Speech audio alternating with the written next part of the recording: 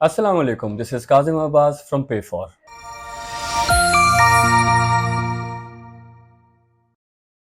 आज हम एक बहुत कॉमन प्रॉब्लम पे बात करेंगे जो ऑलमोस्ट हर पाकिस्तानी को फेस करनी पड़ती है। जैसे ही गर्मी की शिद्दत में इजाफा होता है और टेम्परेचर इंक्रीज होता है, अक्सर लोगों को ये शिकायत आती है कि उनका एसी काम करना छोड़ गया है और उसकी परफॉर्मेंस स्लो हो गई है। इसके बहुत से फैक्टर हैं, लेकिन one of the major factors इसके लोग ब्रांड और ब्यूटी पे फोकस करते हैं और जो सबसे मेजर कंपोनेंट है एसी का, कंप्रेसर, उसको इग्नोर करते हैं, जिसकी वजह से उनको फिर एसी लो टेम्परेचर पर ऑपरेट करना पड़ता है। That results in more electricity bill.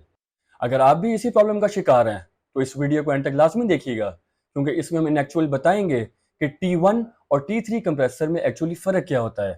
और इसमें हम आपको एक स्मार्ट गाइड भी देंगे ताकि आप एसी परचेज करने से पहले इस चीज़ को अंडर कंसिडरेशन रखें।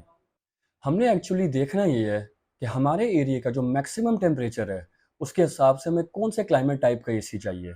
फॉर इंस्टेंस T1 चाहिए या T3 चाहिए। अब मैं आपको इसके एग्जांपल से समझाता हूँ। फॉर इंस्टेंस जब हमारा यहाँ पे 45 डिग्री टेम्परेचर हो जाता है तो हमारा एसी कूलिंग छोड़ जाता है।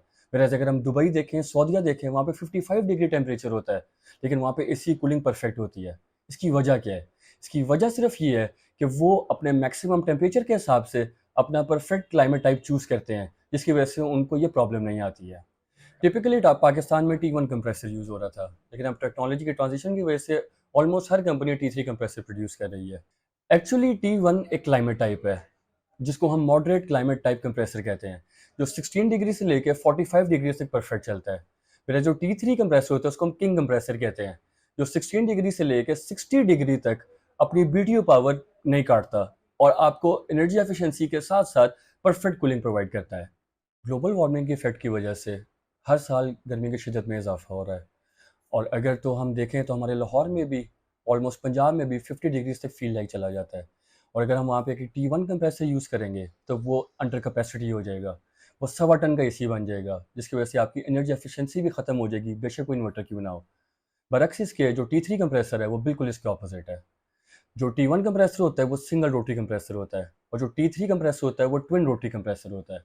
लास्टली मैं आपको एक एग्जांपल के साथ एक स्मार्ट परचेज गाइड दूंगा जो आप अपने नेक्स्ट परचेज से पहले अपने जेहन में रखिएगा। दैट इज़ कि अगर हम मोटरवे पे एक मेहरान को और एक क्रूज़र को 140 की स्पीड पे एसी के साथ चलाएं, तो जो क्रूज़र है उसकी परफॉर्मेंस मेहरान से बहुत बेहतर होगी। Same goes for AC.